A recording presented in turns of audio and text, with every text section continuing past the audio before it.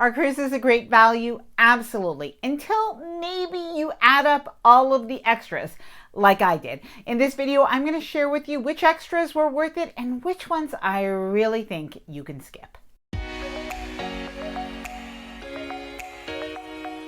Hi there, I'm Ilana from the website lifewellcruise.com. Welcome back to my channel. Now you might consider this video a little bit of a public service video because what I did is I went on a Norwegian cruise. We all know there are a lot of potential extras that you can book. Well, I decided to book a lot of them. And this way I can share with you which ones I think are worth it, which ones I think are definitely not worth it, and as well the ones that might be a little bit debatable because of course we all have a personal preference and our own needs. Now, before I get started, I did want to mention that if you like this video, if you find it helpful, informative, or enjoyable in any way, then please do give this video a big thumbs up. I really do appreciate it. And please subscribe to the channel if you haven't done so already. Let's get started. Now, to give you a little bit of background, I was sailing on the Norwegian Joy. I was booked on a 10-day Canada-New England cruise. I had a balcony cabin with my husband and my 22-year-old son. Now, something that we did at the onset is we did book with the free at sea promotion. So we did have the beverage package, so the premium beverage package, and as well, we did have specialty dining for the first 2 people in the cabin, a $50 shore excursion credit, which comes with the free at sea, and there was a discount on the 3rd passenger. Now, while it might seem like a lot of things are included in free at sea, and there definitely are, there are some things that are excluded from that if you do want to add them in, they do become extra. So let's start with that. So one of the first extras that we decided to buy once we boarded our Norwegian cruise ship was the water delivery package. So just something to know, when you do have the premium beverage package on Norwegian, this does not include water bottles. And as a matter of fact, on a Norwegian cruise ship, you're not going to find water bottles. Instead, what they do have are basically these large cartons of water. So we decided to buy a package because we thought we would use it for shore excursions and we might use it for in the cabin as well. However, I did bring a refillable water bottle.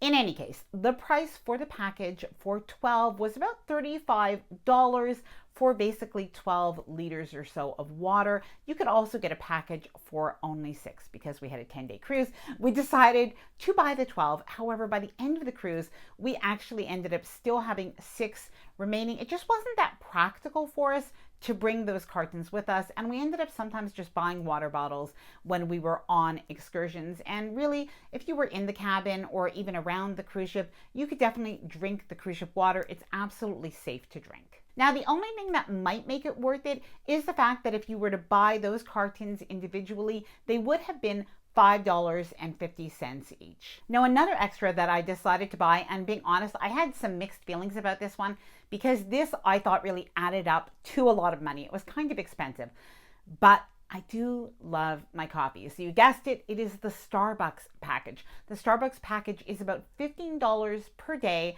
and this is not included in the premium beverage package. Unfortunately, everybody in the cabin does have to take this if you decide to buy it. So we did decide to buy it. This added up to, because, well, we had the 10 days, so it added up to more than $500 for the duration of the cruise, because of course there's also a 20% gratuity on this. So if you're only like 2 people in the cabin and if you're on a 7-day cruise, this will add up to less money. So you'll want to kind of figure out if that is worth it for you. But something that I found is I didn't really think about the fact that every day that we were in port, well, I wouldn't be drinking coffee for all of those hours that we were out during the day. And I think if I really calculate it, like I probably didn't really get my money's worth. I definitely drank coffee in the morning time, and I often did have one in the evening as well after dinner, but I'm not really sure that I had that much Starbucks coffee. Now, a lot of Norwegian cruise ships have some pretty cool activities and attractions on board, and on our cruise ship, the Norwegian Joy, we did have a racetrack or go-karting on board on the top deck. Something very, very cool. Now, if this is something that you want to do, it is $15 per race, and I think this is definitely worth it if you want to have that experience. However, you can also book an unlimited package.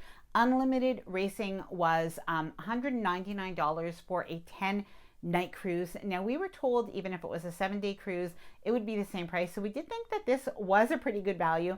I can tell you in my case, it wasn't me who did this. It was actually my son. He did actually race 26 times. So I think it was actually something that was worth it. Something that he did say is if it was a really busy cruise, like a Caribbean cruise instead, he wasn't sure if he would actually be able to race that many times to make it worth it. And just something to mention, my husband did do it a couple of times. He just paid per race and he was just fine with that. Premium Wi-Fi. Oh, how I wish I didn't have to spend money on premium Wi-Fi, because it really did add up to a lot of money on this cruise. I think that so far this has been the most money that I have spent on Wi-Fi of any of my cruises, but I do need Wi-Fi while I'm on a cruise to work, and so we did decide to get this. This cost me about $1,000 for the three of us to have premium Wi-Fi on our cruise. And do you think it was really very good? No, it was not very good. Please let me know if you need Wi-Fi on a cruise, yes or no.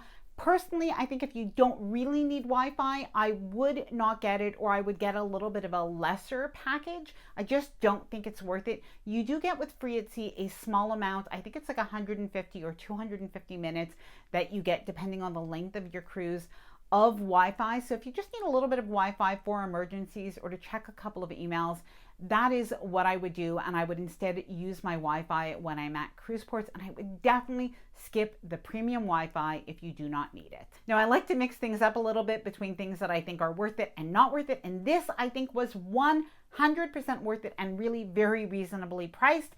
This is the $29 bag of laundry. So about 4 days into our cruise, maybe 5 days, we had the opportunity to fill a bag with items for $29. Now, I added up what I actually sent after the fact, and it was, well, worth $109 that it would have cost me if I had done that laundry, well, separately without the bag of laundry special, which I wouldn't have done realistically. But at $29, I was really happy to have this. Okay, so moving on to shore excursions. And this was definitely one of our biggest expenses on our cruise. Now, just something to mention, when you do have Norwegian's Free at Sea, you do get $50 off the first person in the cabin that books a shore excursion. You do get that amount off. So that is something good. And if you don't book a shore excursion, you don't lose anything. You just don't get that $50. So we decided to book shore excursions in 4 out of our 6 ports. And basically, in those cases, these are all places that I've never been before. These were in Halifax, in Charlottetown, in the Bay of Fundy area, and I really wanted to see certain places. Our shore excursions, well, the cost of them in US dollars were anywhere from about $79 US all the way to, I think the most expensive one was about $200. Well, it was over 7 hours for that excursion. In another video, I will share with you exactly what we did in all of those destinations, along with some recommendations. But do I think it was worth it? It definitely added up to about, well, $1,000 for all of the excursions. I still think it was worth it because there were places that I really did want to see. Could I have done other things? Absolutely. But by my choice, there were definitely some things that I thought were worth it to do on this cruise. Now, I'm going to come back to some of the extras that we spent on the cruise ship in terms of the activities and some things that you might want to be aware of. But I did want to share first a little bit more about the specialty dining and any extras that you might have, well, that we had on the cruise. Now, because we were 3 people in the cabin, when we did have Free at Sea, you do get specialty dining, well, for 2 of the people in your cabin. And we did get 2 restaurants included in our package. So when we did book for our son, a 3rd person, we did have to pay additional for him. I believe it was $106 for 2 nights of specialty dining. Was that worth it? Yes. The specialty dining, we did go to Teppanyaki, absolutely delicious, and Cagney Steakhouse. I definitely think that those were worth it. And also something that I didn't mention, but at the time that we did book this cruise, when we did have our beverage package as well as our dining package, even though this was a free package, we did have to pay a 20% gratuity on the value of the package at the time that we booked our cruise. So that did add up to an additional amount as well, which was paid at the time of our booking. Now, in terms of activities on the cruise ship, beyond the racetrack, there are some different things. And I think especially if you do have kids or grandkids, they might be interested in these things. And basically there are virtual reality games. So they are pretty cool and pretty cool looking. They're definitely attractive to, I think, people to try them. So they're $8 per game. Now, there were some that my husband and son, they did it. I didn't do it. They said were worth it, and some that they thought absolutely weren't. So the one that I would avoid, I was told, is the Jurassic Park. It's like 1 minute, $8 per person. Absolutely not worth it. Now, instead, if you want, you could book the package that is $29 for an hour. This perhaps is a good value.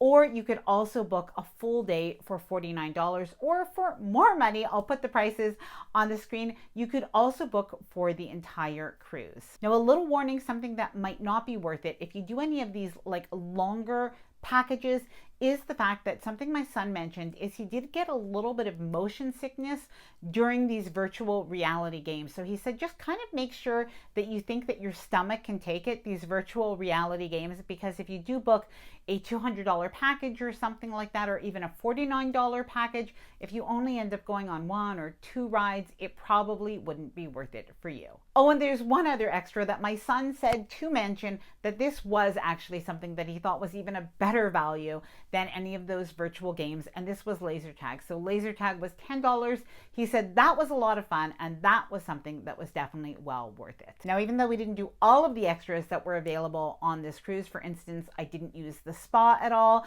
I didn't play any bingo, I didn't play any deal or no deal, and we didn't go to Vibe, the adult only area, all of these extras still added up to over $4,000. And of course, this is divided up between 3 people. So if you are less people or more people in a cabin, this could add up to a different amount. Now, of course, these are only my opinions about what was worth it and not worth it in terms of extras on a cruise. So please let me know down in the comments below what you think is worth it. I do hope that this video was helpful. If you did enjoy it, please do give it a big thumbs up. I really do appreciate it. And please subscribe to the channel if you haven't done so already. Bye for now, and happy cruising.